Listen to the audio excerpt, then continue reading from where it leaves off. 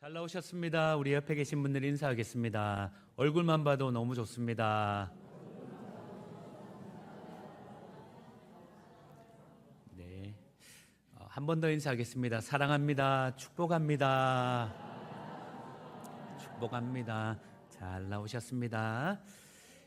여러분, 우리는 지난주 바울의 기도를 살펴보았습니다. 바울이 성도들을 위해 간절히 기도했던 내용은 성령을 통해 하나님을 알게 해달라는 기도였습니다. 그냥 관념적으로 지식적으로 아는 것이 아니라 체험적으로 경험적으로 하나님의 그 풍성함을 깊이 알게 해달라고 기도한 것입니다. 또한 마음의 눈을 열어 세 가지를 알게 해달라고 했습니다. 첫째가 부르심에 대한 소망입니다. 여러분, 지금 대통령이 바뀌고 이제 내각이 구성되며 그 임명된 그 내각 요원들을 보면 표정에 기쁨과 영광스러움이 담겨 있습니다. 한 나라의 대통령이 부를 때도 그 안에 영광스러움이 묻어 있는데, 하물며 하나님께서 창세전에 우리를 부르셨습니다. 그리고 그 부르심의 소망을 우리에게 부어주셨다는 것입니다. 그것이 첫 번째 우리가 알길 원하는 바울의 기도였습니다. 두 번째는 기업의 풍성함입니다.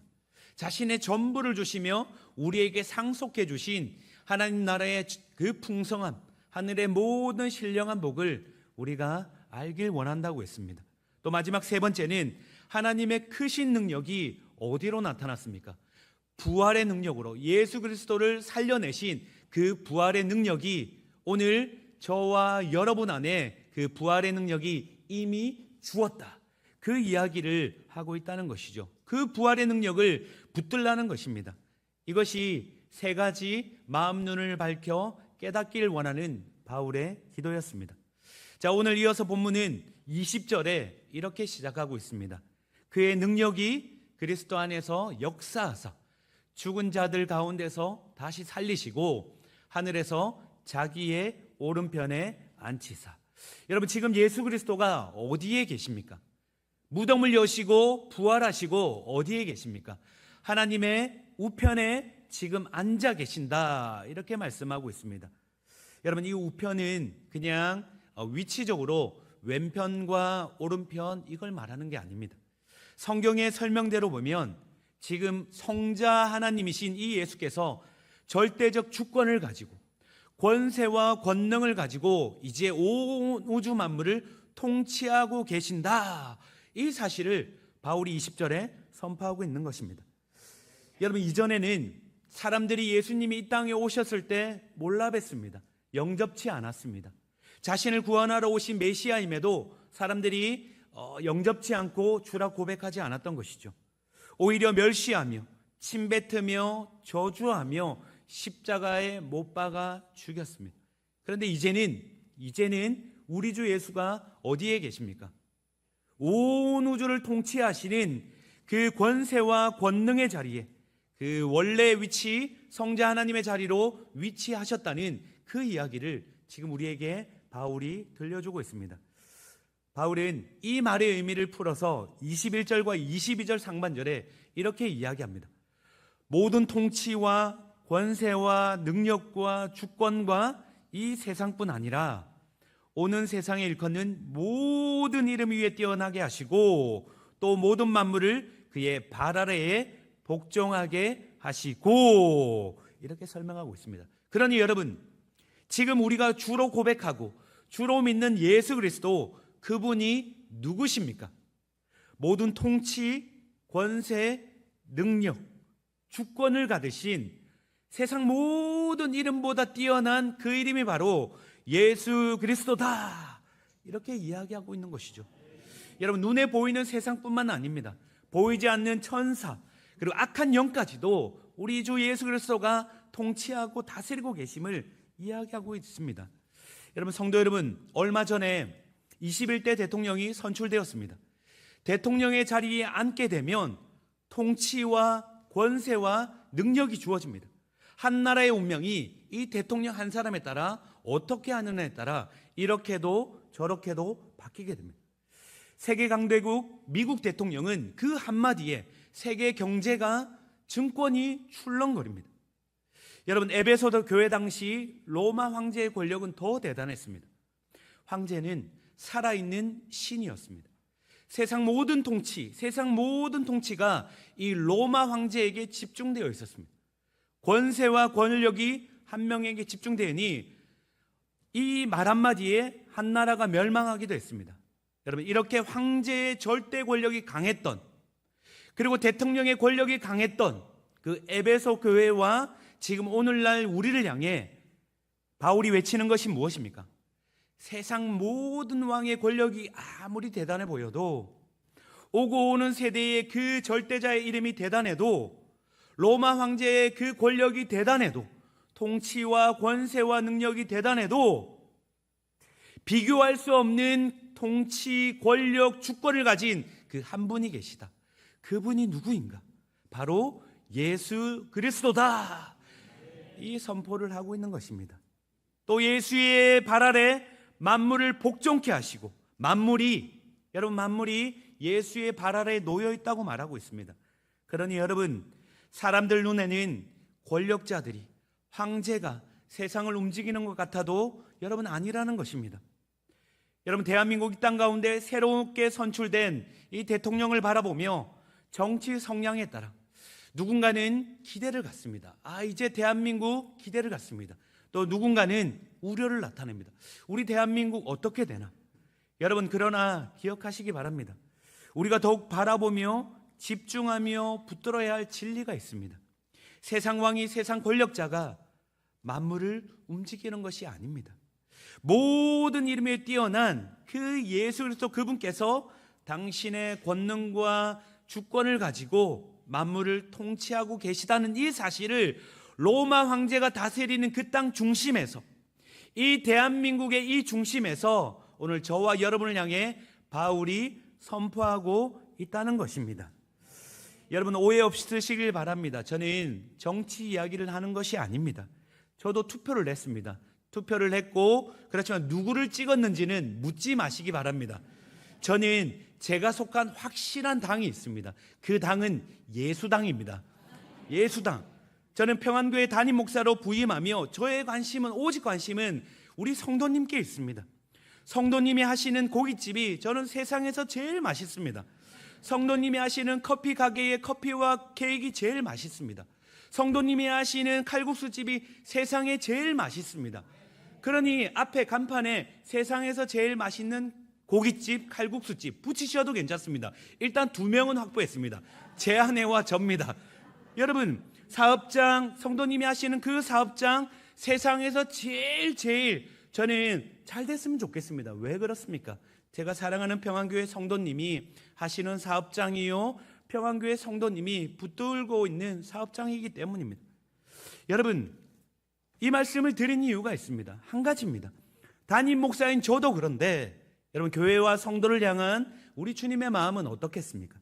모든 이름 위에 뛰어나신 우리 주 예수께서 통치와 권세와 능력을 가지시고 만물을 복종시킨 그 주권으로 당신의 백성을, 교회를 절대 그냥 두지 않으신다는 것입니다. 여러분, 이 사실을 믿으시기 바랍니다. 성경이 계속 우리에게 던지는 질문이 있습니다. 정말로 우리 인생을, 온 우주 만물을 끌고 가는 분이 누구냐는 것입니다. 여러분, 저와 여러분의 생사여탈권을 누가 붙잡고 계십니까? 우리 삶에 대한 주권을 누가 붙잡고 계십니까? 여러분, 이 땅을 살아가며 직장에서 내 진급의 문제를 직장 상사, 여러분 그 상사가 붙들고 있습니까? 여러분, 얼핏 보면 그럴 수 있습니다. 그러나 여러분, 내 영혼의 생사여탈권을 직장 상사나 어떤 누군가가 좌지우지할 수 없다는 것입니다. 사업장에 찾아오는 손님이 여러분의 생사여탈권을 붙들고 있는 것이 아닙니다. 주변의 유력자들이 내 인생을 좌지우지할 수 없습니다. 여러분, 우리의 인생의 흥망성쇠는, 여러분 우리 삶의 주권자 되시는 예수 그리스도 그분께 붙들려 있다는 것을 바울이 우리에게 알려주고 있다는 것입니다. 그러니 여러분, 우리의 시선은 누구를 의식해야 합니까? 우리는 누구를 더 바라봐야 합니까? 황제가 아닙니다. 여러분, 세상 대단한 권력자가 아닙니다. 내 직장의 상사가 아닙니다. 물론 조금 눈치는 보셔야 됩니다. 그런데 여러분, 엄밀히 말하면 꽉 붙들어야 될 분은 우리 주 예수 그리스도인 줄 믿으시기 바랍니다. 우리의 믿음은 이 싸움을 하는 것입니다. 히브리서 12장 2절은 이렇게 말합니다. 믿음의 주요 또 온전케 하시는 이인 예수를 바라보자. 원어로 직역하면 믿음의 창시자요 또 온전케 하시는 완성자인 예수를 바라보라는 것입니다. 여러분, 세상의 주인이 누구인지, 내 삶의 주인이 누구인지, 만물의 주인이 누구인지를 기억하셔야 합니다. 성부 하나님, 성자 예수님, 성령 하나님께서 우리 삶을 완벽히 통치하시며 다스리고 계신다는 것을 반드시 기억하시는 저와 여러분 되기를 주님의 이름으로 축원합니다. 여러분, 이제 바울은 예수 그리스도와 성도와의 관계를 더 집중해서 더 관계를 확장시키며 우리에게 설명하고 있습니다. 22절입니다. 우리 22절 같이 읽도록 하겠습니다. 또 만물을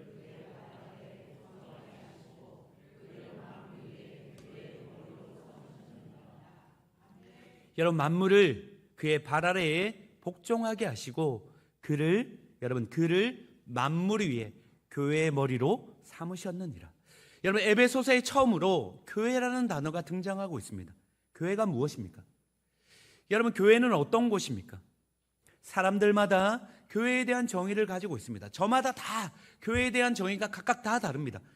그런데 우리는 교회에 대해 우리가 살펴볼 것은 성경이 교회를 무엇이라 말하는지, 성경은 교회를 어떻게 정의하고 있는지, 교회의 본질이 무엇인지를 우리는 정확히 붙들고 살펴볼 필요가 있습니다.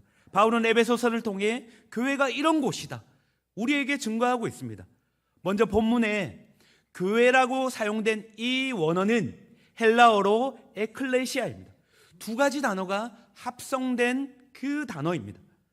에클레시아는 에크라는 밖에서 부르다, 밖을 뜻하는 에크와 부르다는 뜻의 칼레오가 합성된 단어입니다. 그러니 이 뜻은 밖에서부터 부름받았다, 밖에서부터 불러낸 그런 사람들이란 뜻이 바로 교회인 것입니다. 어디서부터 불러낸 것입니까? 세상으로부터 구별하여 부름받은 공동체, 죄악의 자리에서 불러내어 예수를 주라 고백하는 그 사람들이 모인 공동체가 바로 저와 여러분이 바로 교회다, 이 본질을 이야기하고 있다는 것입니다. 그러니 여러분, 엄밀히 말하면 이 건물이 교회가 아니라는 것입니다. 성경이 말하는 교회의 본질은 저와 여러분입니다. 예수를 주라 고백하는 공동체가 모인 이 모임이 교회라는 것입니다. 자, 그렇다면 중요한 점이 있습니다. 여러분, 교회와 예수 그리스도와의 관계입니다. 본문에서 무엇라고 설명되고 있습니까? 예수 그리스도가 바로 교회의 머리가 된다 말합니다. 따라서 교회는 예수의 몸이 되는 것입니다. 여러분, 다시 한번 읽겠습니다. 22절과 23절입니다. 그를 만물 위에 교회의 머리로 삼으셨으니 교회는 그의 몸이니 만물 안에서 만물을 충만하게 하시는 이의 충만함이라. 여러분, 이것이 교회의 신비입니다. 교회의 본질에 관해 바울이 직접 체험하고 경험한 사건이 있습니다. 여러분, 바울이 사도행전 9장에 보면 바울이 이제 예수 믿는 자들을 잡으러 가기 시작했습니다. 그들을 잡아 이제 핍박하기 위해 잡으러 가던 중에 다메섹 도상에서 우리 예수님을 만났습니다. 그때 예수님이 뭐라고 하십니까? 사도 바울을 향해 뭐라고 하십니까? 사울아 사울아, 내가 어찌 나를 박해하느냐, 내가 어찌 나를 핍박하느냐, 이렇게 말씀하십니다. 여러분, 사울이 언제 예수님 만난 적 있습니까? 사울이 언제 예수님을 믿은 적 있습니까? 예수님을 본 적도 믿은 적도 없습니다. 있다면 사도 바울은 예수님 믿는 성도들을, 교회를 핍박하고 박해했습니다. 그런데 지금 예수님께서 사울아 사울아, 네가 왜 나를 핍박하느냐, 이렇게 말씀하고 계십니다.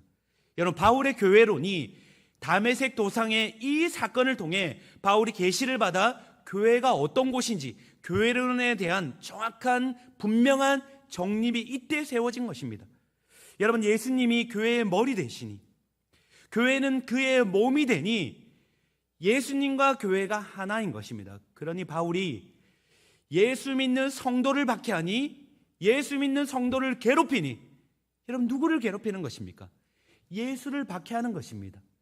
예수를 괴롭히는 것이 되더라는 것입니다. 그래서 예수님이 사울아 사울아 왜 네가 나를 박해하느냐, 여러분 이 비밀이 여기에 있는 것입니다. 예수를 머리로 하고 교회가 몸인 것은 서로 유기적으로 연결되어 있다는 말입니다. 연합을 이루고 있다는 말입니다. 여러분 이 말씀은 우리에게 두렵고 떨림으로 받으셔야 합니다. 영광스러움으로 받으셔야 된다는 말입니다. 여러분 머리 대신 예수와 교회는 한 몸입니다. 그러면 묻겠습니다. 여러분 머리가 어디까지입니까?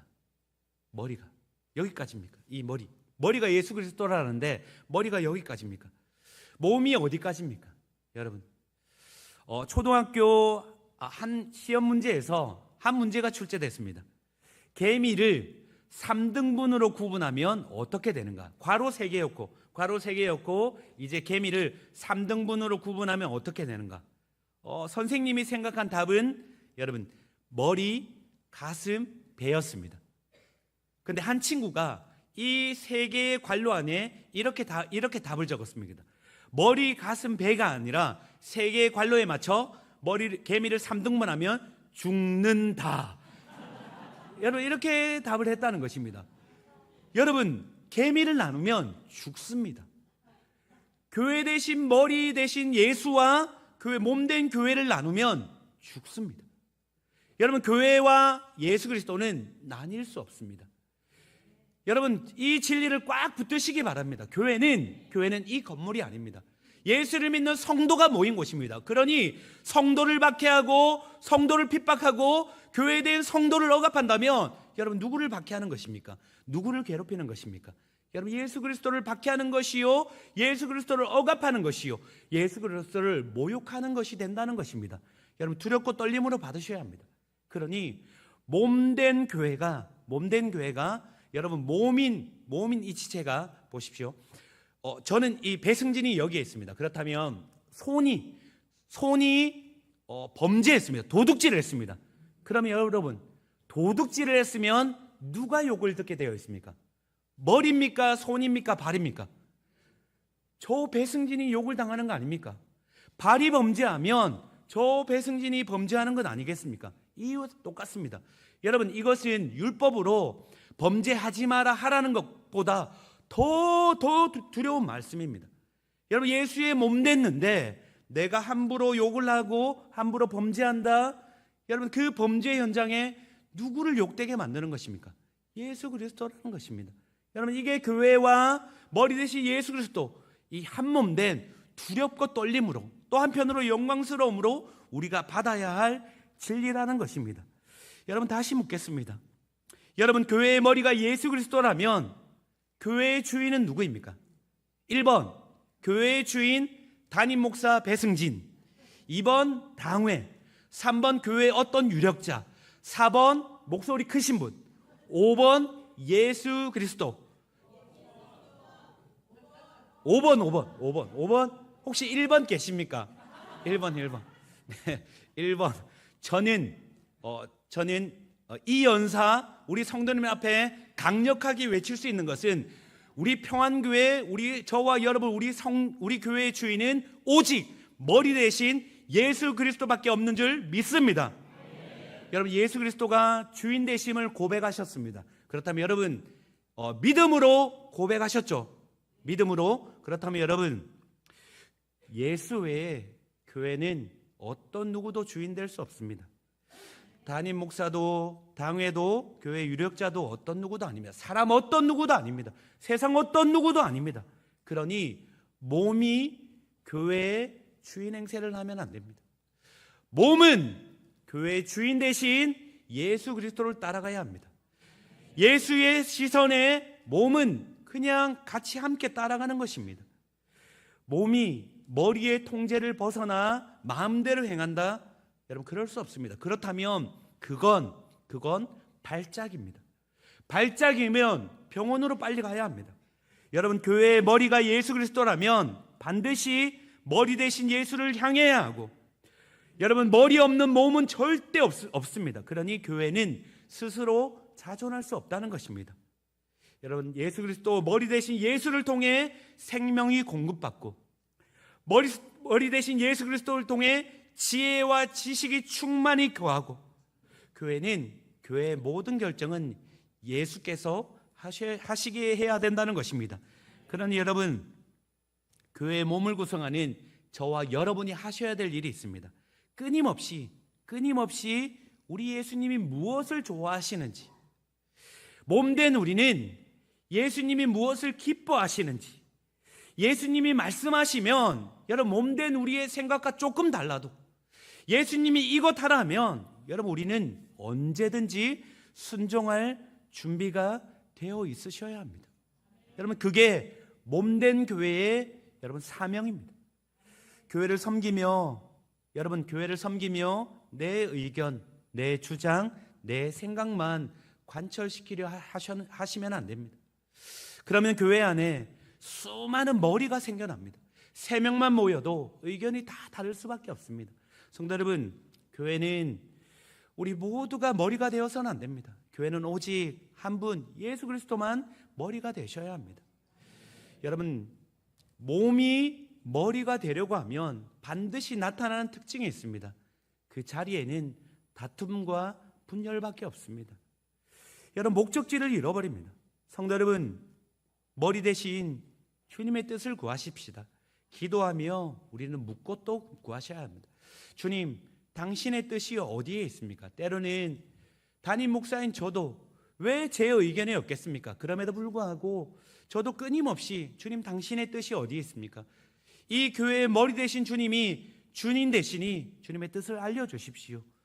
성도와의 관계, 함께 부르심받은 성도와의 관계, 사역, 섬김 모든 일에 반드시 머리 되신 주님이 주인 되셔야 할 줄 믿습니다. 여러분, 이것이 교회의 제일 중요한 본질이요 속성입니다. 그러니 다시 한번 묻겠습니다. 너무너무 중요한 진리이기 때문에 묻습니다.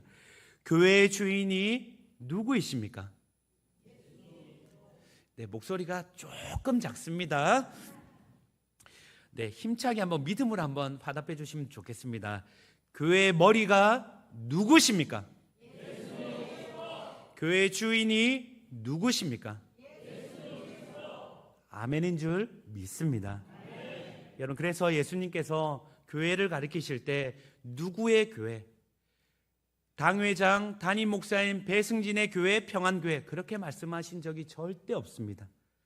여러분, 언제나 교회는 주님께서 내 교회라고 말씀하십니다. 마태복음 16장 18절입니다. 또 내가 네게 이르노니 너는 베드로라. 내가 이 반석 위에 내 교회를 세우리니, 내 교회를 세우리니 음부의 권세가 이기지 못하리라. 여러분, 세상 강한 권력, 죽음, 악의 세력, 교회를 무너뜨릴 수 없습니다. 비록 지금 교회가 무력화된 것 같고, 교회가 약화된 것 같고, 여러분, 세상이 교회를 향해 돌을 던지며 지탄하는 것 같아도 여러분 기억하십시오. 우리 주님의 교회는 한 번도 무너진 적이 없습니다. 우리 주님의 영광을 누구에게 빼앗긴 적이 없습니다. 여러분, 1960년대에 중국의 모택동이 교회 성도들을 핍박하며 교회를 내가 중국 이 땅 가운데서 끝장내야 되겠다. 그래서 교회를 핍박하기 시작했습니다. 교회 건물을 다 철거하고 교회 성도들을 잡아 죽이기도 하고 옥에 가두고, 그래서 그 땅에, 중국 땅에는 이제 교회를 씨를 말리겠다, 그렇게 이야기했습니다. 수많은 외신들이 이제 교회는, 중국에서 교회는 보기 힘들겠다, 교회 성도들을 보기 힘들겠다, 그렇게 이야기했습니다. 굉장히 어려움이 있었습니다. 그런데 시간이 지나고 표면적으로는 교회가 끝난 것 같습니다. 예수 믿는 성도들이 모인 이 교회는 이제 끝이 난 것 같았습니다. 그런데 10년이 지난 후에 뚜껑을 열고 보니 모두의 예상을 뒤엎고 10년 전보다 중국 그 땅 가운데 교회가 끝났다 생각했던 그 땅 가운데 10년 전보다 30배 이상의 부흥이 각 가정교회마다 30배 이상의 5천만 이상의 예수 믿는 자들이 교회에 깃발을 꽂으며 그렇게 넘쳐난 줄 믿습니다. 교회가 오히려 더 붕댔다는 것입니다. 누가 하신 일입니까? 내 교회를 음부의 권세에 빼앗기지 않는 그 예수의 권세가 교회를 지키시며 더 확장시키시며 하나님 나라를 더 중국 땅 가운데 더 교회를 확장시켜 나갔다는 것입니다. 성도 여러분, 기억하십시오. 주님의 교회는 주님이 반드시 지키실 줄 믿습니다. 여러분, 이렇게 교회가 예수의 몸이요, 예수는 교회의 머리라고 정의했다면 23절에는 교회에 대한 또 다른 정의를 바울이 이렇게 이야기하고 있습니다. 우리 23절, 우리 하얀색 우리 글씨만 우리 함께 읽도록 하겠습니다. 교회는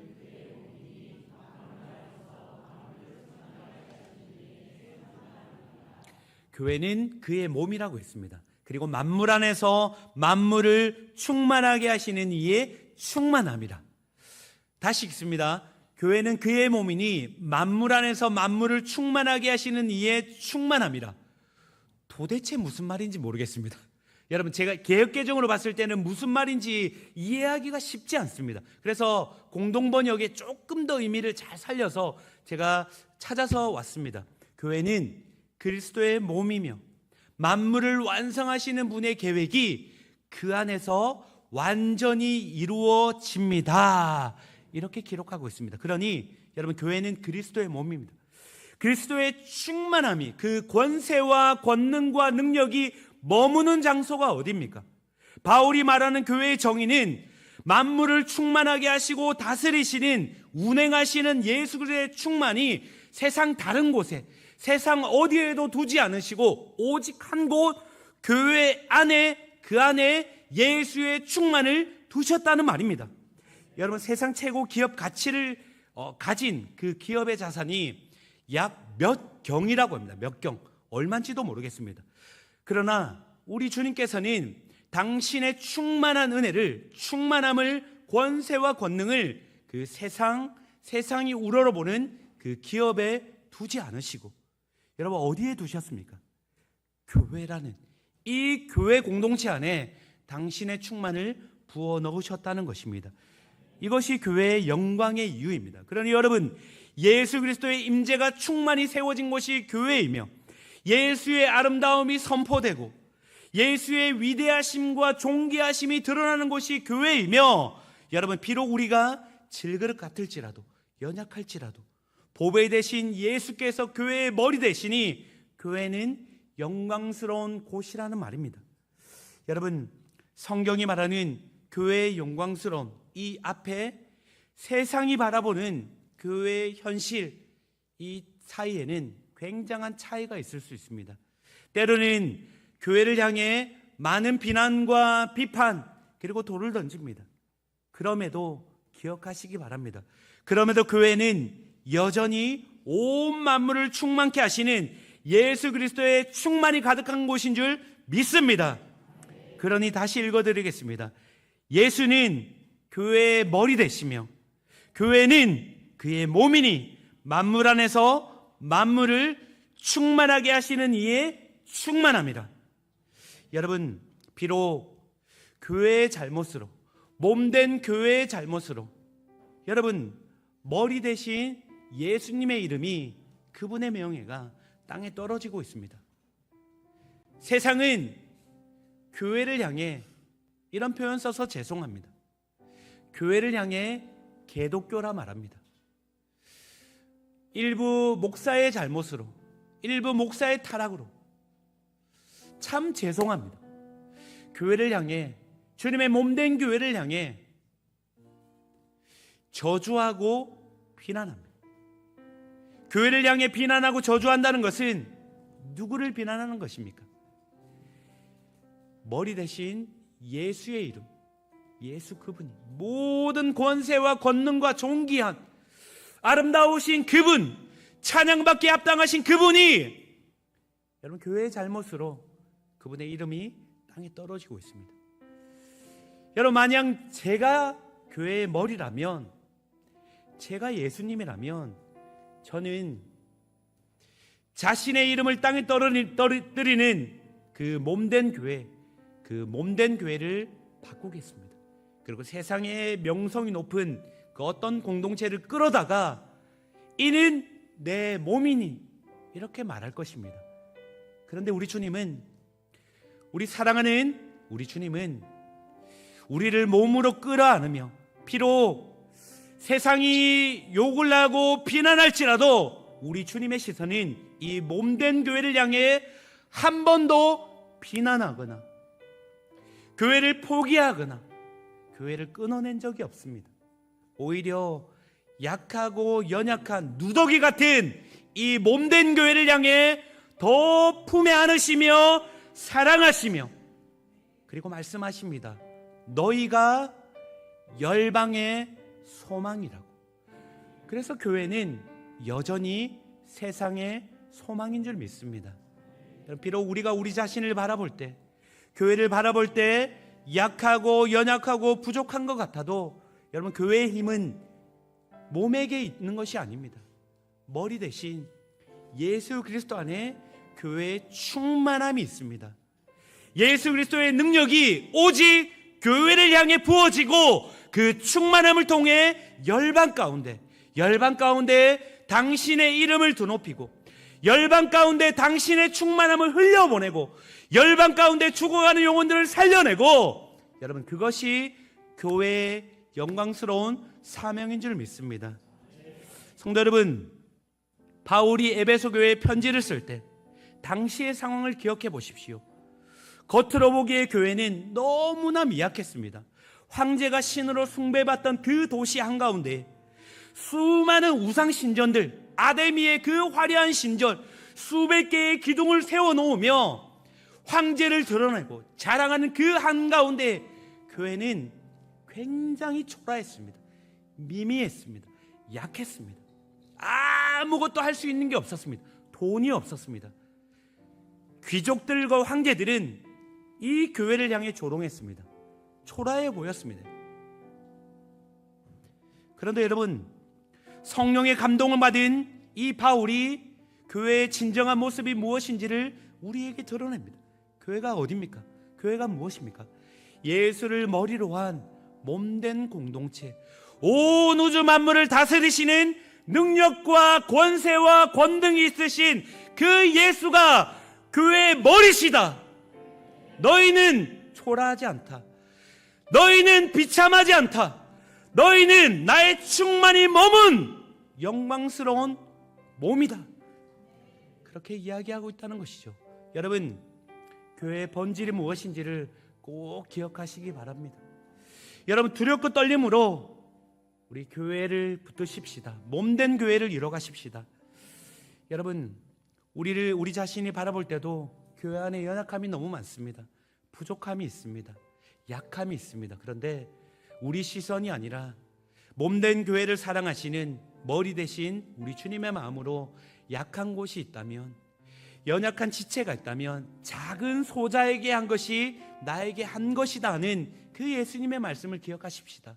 세상의 가치관 관점이 아니라 비록 초라하고 약한 누군가가 있더라도 존귀히 여겨주시고 귀히 대해주시고 품어주시고, 연약한 구멍이 보인다면 주님, 제가 이 구멍을 메우겠습니다.